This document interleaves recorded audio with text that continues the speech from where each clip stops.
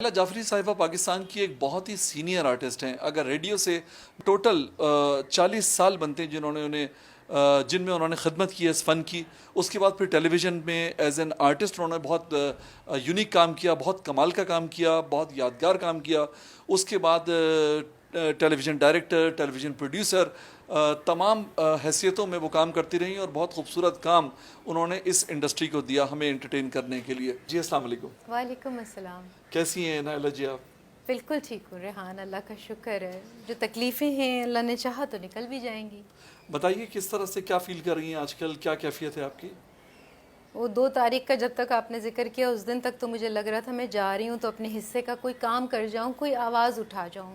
مجھے پتا تھا میری زندگی میں مجھے تو رائلٹی نہیں ملنے والی ہے, لیکن اگر کوئی آواز اٹھ جائے اور کوئی کام شروع ہو جائے تو آگے آنے والوں کے لیے بہت بھلا ہو سکتا ہے.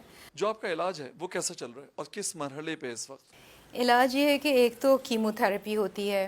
ایکچولی کینسر پیشنٹس کے پاس زیادہ آپشن ہے نہیں. 93% تو ویسے ہی مطلب نہیں سروائیو کر پاتے ہیں.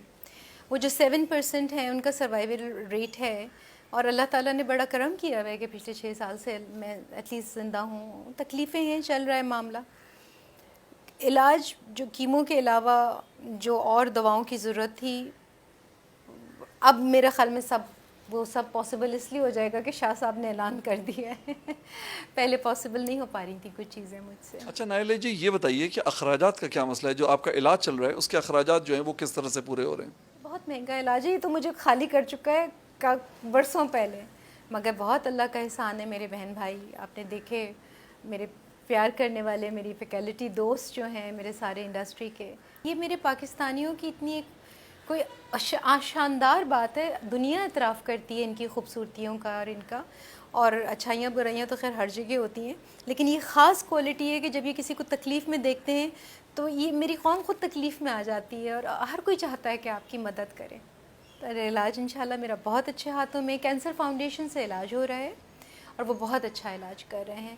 نان پروفیٹیبل آرگنائزیشن ہے جس میں مجھے پورا اعتماد اور یقین ہے.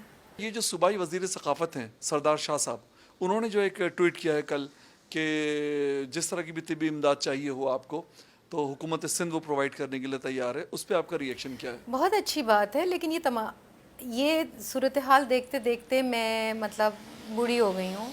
مجھے یہ بالکل اچھا نہیں لگتا کہ کوئی جب اپنی تکلیف میں ہو اور مر رہا ہو تو اس کی اسٹوری بنے اور واٹ مدد جی, دیٹس اے رائٹ.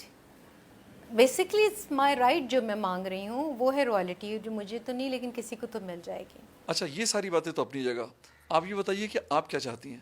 جو اصل مدعا ہے اس پہ تو آ جائیں. اینڈ دیٹ از آرٹسٹ کو میں کیا آپ سے بیان کروں. میرے آرٹسٹ اس وقت ایکٹنگ چھوڑ کے اور ڈائریکشن چھوڑ کے اور وہ کچنیٹ اور یہ وہ پروگرامز اور وہ بیوٹی پارلرز کھول رہے ہیں کیونکہ پیسے رکے ہوئے ہیں. کسی کے کروڑ رکے ہیں, کسی کے 2 کروڑ رکے ہیں, کسی کے 40 لاکھ, کسی کے 1 لاکھ, کسی کے 25,000.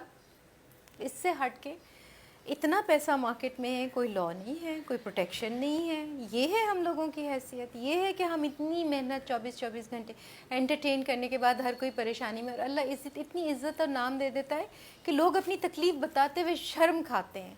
نائلہ جعفری نے فنکاروں کے ایک بار سے زائد دکھائے جانے والے ڈراموں کے معاوضے کے حوالے سے جو آواز بلند کی ہے اس کی گونج ایوان بالا میں سنائی تو دی ہے, لیکن ضرورت اس بات کی ہے کہ اب اس حوالے سے ٹھوس اقدامات کیے جائیں تاکہ آئندہ کسی فنکار کو اپنے حق کے حصول کے لیے آواز بلند کرنے کی ضرورت نہ پڑے.